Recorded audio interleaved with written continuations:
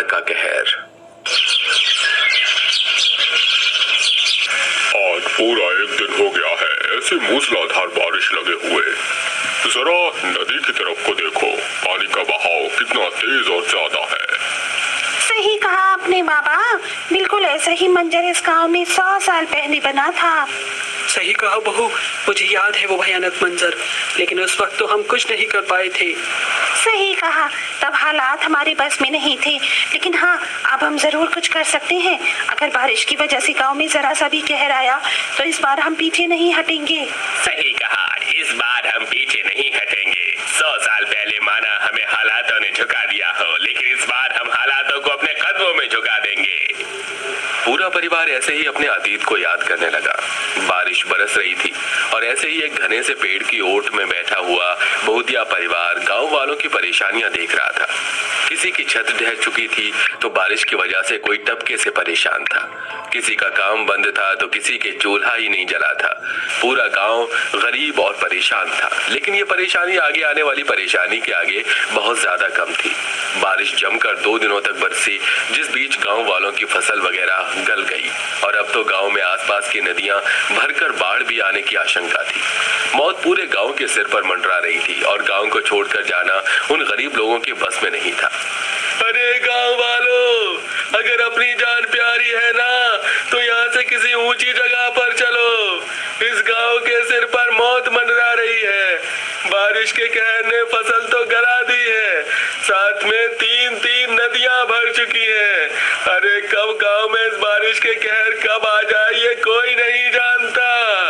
अजी सुना आप सभी ने, मेरा तो दिल घबरा रहा है। चलिए कहीं सुरक्षित जगह पर चलते हैं।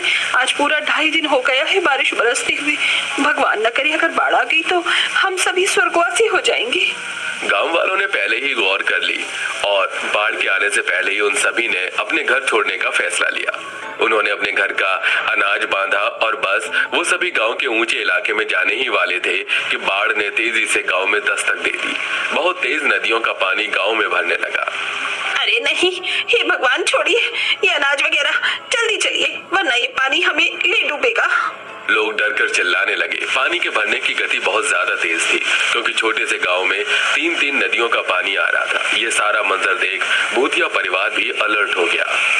ये क्या माँ, बाबा जी और माधव जी, देखिए इतिहास दोहराने लगा है। चलिए अब इसे बदलने का समय है। सही कहा, चलो सभी। पूरा भूतिया परिवार गांव में निकल गया। गांव में अब इतना पानी भर चुका था कि लोग उससे डूबने लगे। सभी तरफ कहर भरी चीखें निकल रही थी। हमने आने में बहुत देर कर दी शायद।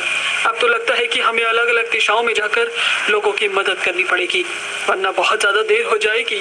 जमुना की बात सुनकर पूरा परिवार अलग अलग दिशाओं में निकल गया। रेखा की बेटी आयुषी उसी के साथ थी। माँ, हम किन लोगों की मदद करने वाले हैं? बेटा, जितने भी मुसीबत में फंसे हुए लोग हैं हम उन सभी की मदद करेंगे। अगर कोई भी परेशान दिखे तो मुझे बताना। माँ, जरा सुनकर देखिए, लगता है कोई मदद के लिए चिल्ला रहा है। रेखा और आयुषी ने उस आती हुई आवाज को महसूस किया। वो आवाज पास के एक घर में से आ रही थी, जिसमें एक माँ और एक बच्चा फंसे हुए थे। दोनों चुड़ैल माँ बेटी उस घर के पास गई और अंदर झांकने लगी। अरे नहीं, यहाँ तो छोटा सा बच्चा और उसकी माँ है। अगर हमने इन्हें ऐसे बचाया तो ये हमें देखकर डर जाएंगे। आयुषी बेटा, एक काम कर, तू मेरे साथ इस घर को उठवाने में मदद कर। ठीक है माँ। दोनों चुड़ैल माँ बेटी ने उस घर को उठा लिया और उड़ाकर उसे गांव के ऊंचे इलाके की तरफ को ले गई। जो औरत घर के अंदर थी वो ये सब देखकर हैरान हो गई और उसे उड़ता हुआ घर देखकर चक्कर आ गया। अरे नहीं, ये घर कैसे उड़ रहा है? चुड़ैल और उसकी बेटी ने उस औरत का घर सही जगह पर रख दिया। ऐसे ही माधव, जमुना और संतोष ने भी गांव में फंसे लोगों और जानवरों वगैरह की मदद की और उन सभी को सही जगह पहुंचाया। बहू, कितने लोगों को बचाया? बाबा, अभी तो बस एक औरत की ही मदद की है। ये क्या बहू, ऐसे काम नहीं चलेगा। गांव में बहुत सारे लोग तड़प रहे हैं। जल्दी जल्दी से सभी को यहाँ पहुँचाओ। हमारी मदद का उद्देश्य बस इंसानों को बचाना नहीं है, जानवर भी इसी में शामिल है। कुछ समझ आया? जी बाबा। अभी दोनों ससुर और बहू ये बातें कर ही रहे थे कि तभी 2 मकानों को अपने एक जटाओं पर लिए माधव और एक मकान उठाते हुए जमुना वहाँ आ गई। बहुत अच्छे, इसी तरह से लोगों को बचाते रहो। किसी को अपना शिकार नहीं कर पाएगी। चलो। पूरा परिवार फिर से निकल गया। अभी माधव मदद करने के लिए लोगों को ढूंढ ही रहा था कि तभी उसे एक पूरा परिवार एक बहते हुए पेड़ पर पानी पर संभले हुए दिखाई दिया। अरे नहीं, इन लोगों को तो मेरी सख्त जरूरत है, लेकिन अगर मैं इस रूप में गया तो ये घबरा जाएंगे। माधव ने अपना रूप बदल लिया और नॉर्मल इंसानों की तरह तैरता हुआ वो उन सभी के पास गया। जरा सुनिए, मैं यहाँ फोर्स का भेजा गया आदमी हूँ। मैं आप सभी की मदद के लिए ही आया हूँ। आप सभी मुझे पकड़ लीजिए, मैं आपको सुरक्षित जगह ले जाऊंगा। उस परिवार में कुल 4 सदस्य थे। उन सभी ने माधव को पकड़ लिया।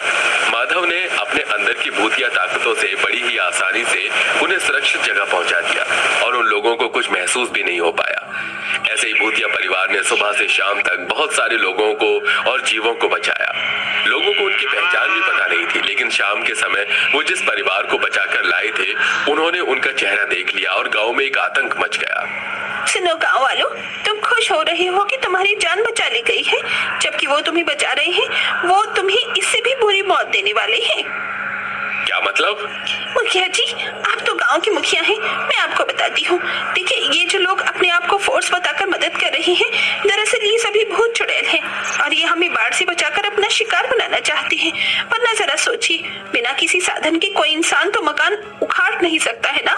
उस औरत की बात सुनकर सभी का दिमाग चला और उन सभी ने भूतिया परिवार को घेर लिया। अरे कौन हो तुम लोग? देखो, जो भी हमारे सामने आ जाओ। देखो, अगर तुम भूत चुड़ैल हो तो हमारे सामने आ जाओ, वरना अच्छा नहीं होगा। सभी लोगों के खुद को घेर लेने के बाद भूत और चुड़ैलों के पास कोई रास्ता नहीं था। उन्हें अपना असली रूप सभी के सामने लाना पड़ा। उन्हें देखकर सभी घबरा गए, लेकिन गांव के पंडित ने उनसे सख्ती से पूछा, क्यों आए हो तुम सभी मनहूस यहाँ, और क्यों बचाया है हम सभी को? हमारा यहाँ आने का मकसद गलत नहीं है। हम तो यहाँ बस बाढ़ के कहर से लोगों को बचाने आए थे और कुछ नहीं। हम चाहते थे कि जो सदियों पहले हमारे साथ हुआ वो अब इतिहास किसी दूसरे के साथ न दोहराया है। अब से बिल्कुल 100 सालों पहले जब हम भी इंसान थे, तब इसी गांव में यही बारिश का कहर बरसा था, लेकिन तब हमारी चीख सुनने वाला कोई नहीं था। हम पूरा परिवार गरीब थे। बरसात में पहले हमारा घर ढह गया और उसके बाद हम सभी बाढ़ में घुटकर मर गए, लेकिन इस मौत की वजह से हमें मुक्ति नहीं मिल सकी। और तभी हमने ठान लिया कि हम मुक्त तभी होंगे जब हम अपनी तरह परेशान लोगों की जान न बचा लें। अब 100 सालों के बाद हमें यह मौका मिला है। हमारा काम पूरा हुआ।